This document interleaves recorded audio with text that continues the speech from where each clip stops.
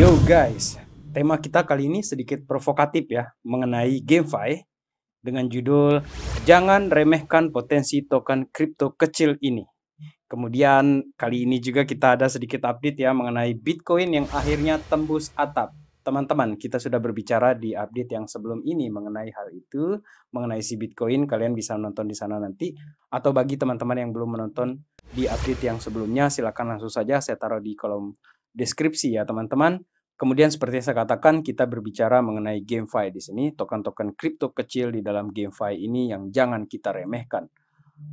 Karena menurut saya di sini teman-teman, dari beberapa yang saya baca di sini mengenai proyeksi dari GameFi ke depan ini, itu semacam tren yang terus saja naik teman-teman. Jadi sampai 2031 pun di sini diprediksikan bahwa GameFi ini akan semakin berkembang, jadi pertumbuhannya itu akan semakin bagus. Untuk itu, let's dive in, my friend. Welcome back everyone to Black Cuan. Terima kasih telah mengupdate berita kripto dari channel ini.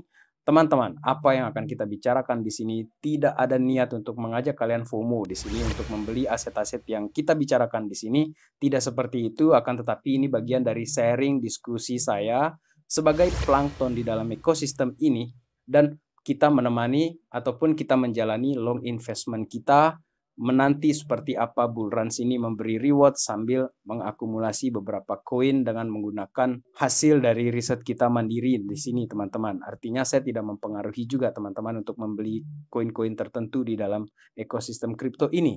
Dan apabila kalian suka dengan konten ini, luangkan waktu sebentar saja untuk like ke video kali ini ataupun mensubscribe ke channel ini.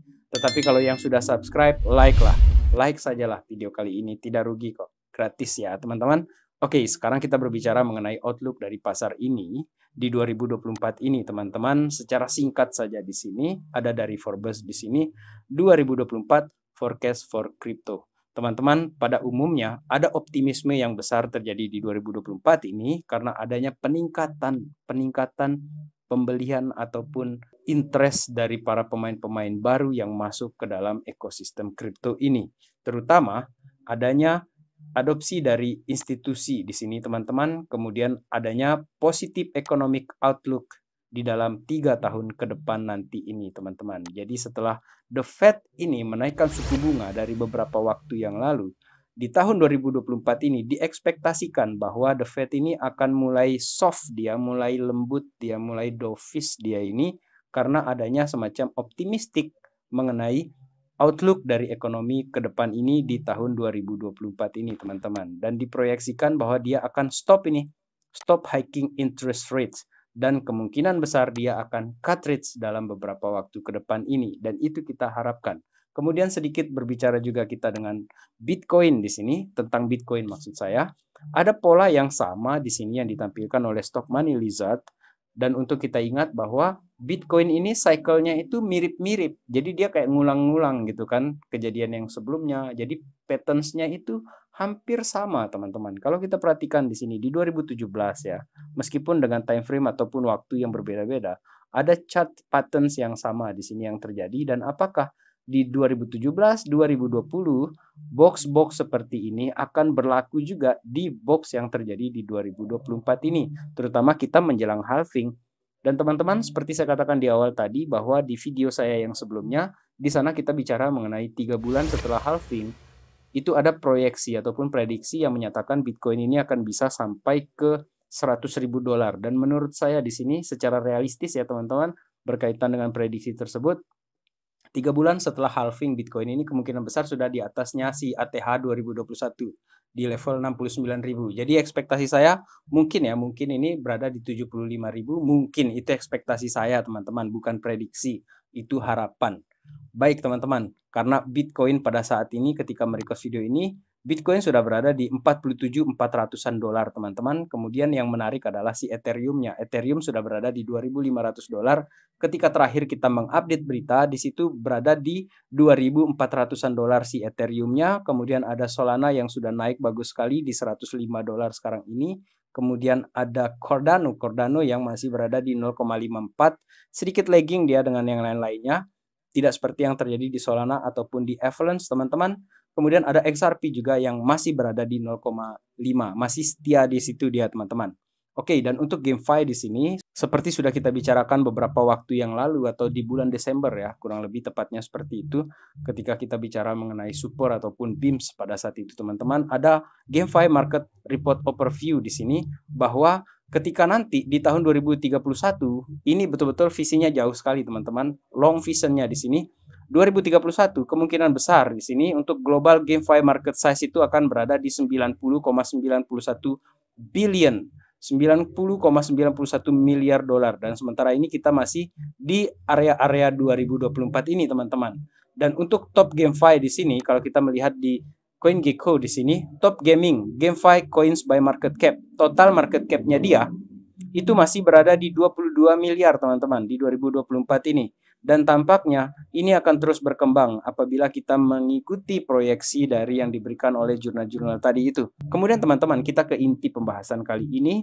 GameFi yang kita bicarakan di sini bukan ke token gamenya seperti Axie Infinity ataupun koin-koin lainnya. Yang akan saya bicarakan di sini adalah mengenai logik mengenai koin-koin ini, GameFi ini yang bagian infrastrukturnya teman-teman. Jadi kalau dalam hal ini saya memiliki pemahaman bahwa apabila kita membandingkan saja di sini ya teman-teman, misalnya nih apabila ada spot pariwisata gitu kan, di mana itu akan dibangun wahana-wahana, hotel, kios ataupun tempat makan segala macam, saya lebih memilih ke infrastrukturnya, ke jalan rayanya. Kalau bisa misalnya di jalur tol gitu kan, saya lebih memilih untuk investasi di tolnya. Bukan artinya saya berharap bahwa tempat wisata itu akan sepi pengunjung ataupun dari 5 wahana yang dibangun di sana 4 yang mati kemudian 1 yang hidup, tidak seperti itu. Tapi itulah contoh dari skenario terburuknya teman-teman. Jadi seandainya di dalam GameFi ini ada 5 games yang dibuat di dalam semacam satu infrastruktur, artinya ada satu game yang berhasil misalnya gitu kan.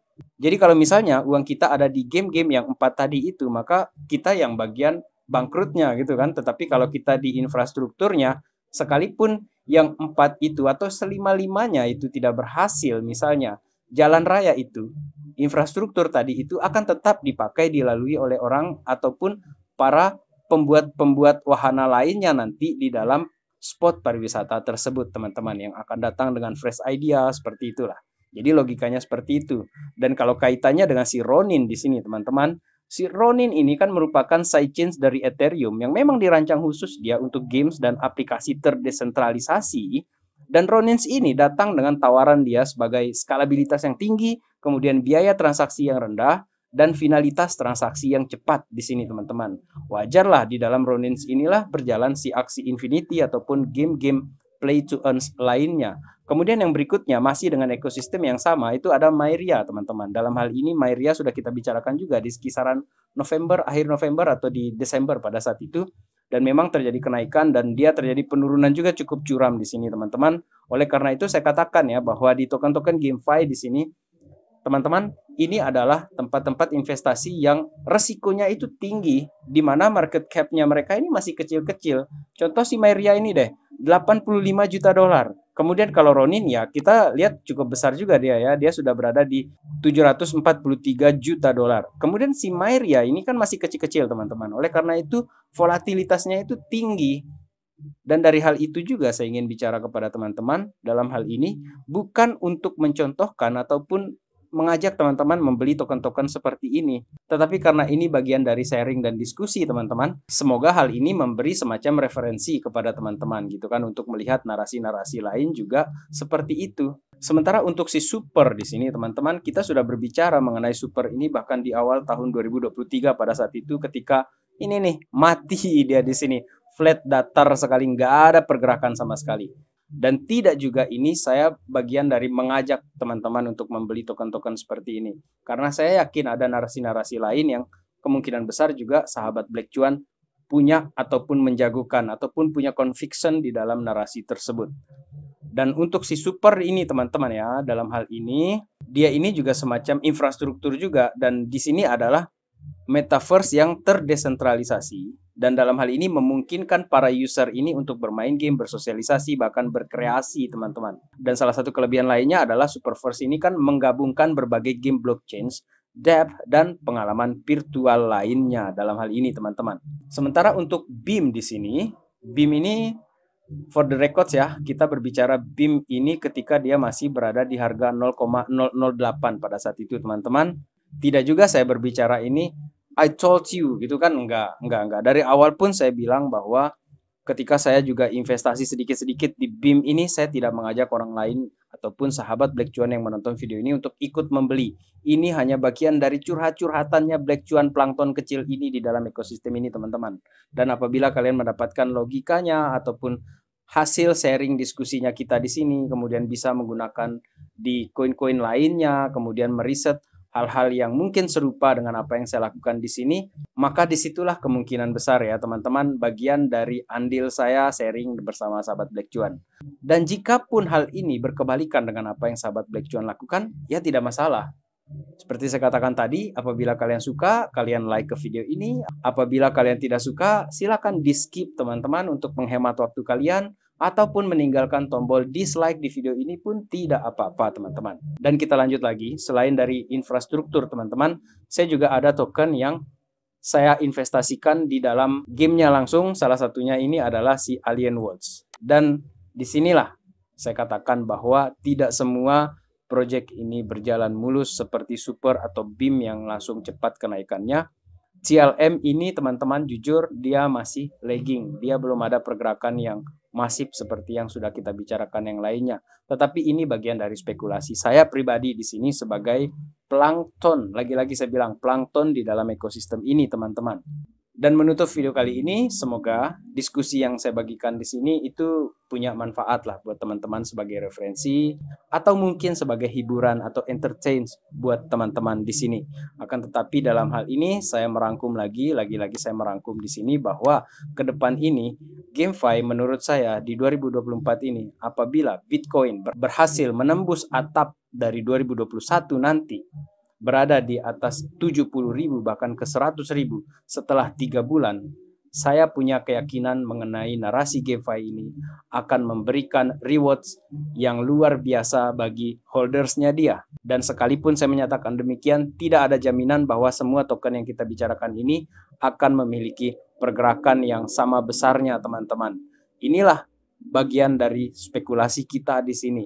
Dan teman-teman, saya ingatkan apabila berinvestasi di kripto ini, selalu gunakan uang dingin yang sahabat Black Cuan tidak gunakan, ataupun tidak terburu-buru untuk diambil, dan bahkan sebelum membeli pun teman-teman harap untuk tetap melakukan riset secara mandiri dan menentukan koin mana saja yang akan diinvestasikan itu berdasarkan hasil dari riset dan keyakinan kita masing-masing dalam hal ini teman-teman. Baik teman-teman, semoga GameFi di 2024-2025 ini akan memberi kita reward yang sepadan. Meskipun dia dibilang high risk segala macam seperti itu, tetapi kalau kita sudah yakin, maka kita let's enjoy the ride guys. Terima kasih telah menonton. Salam Black Cuan. Peace my friend.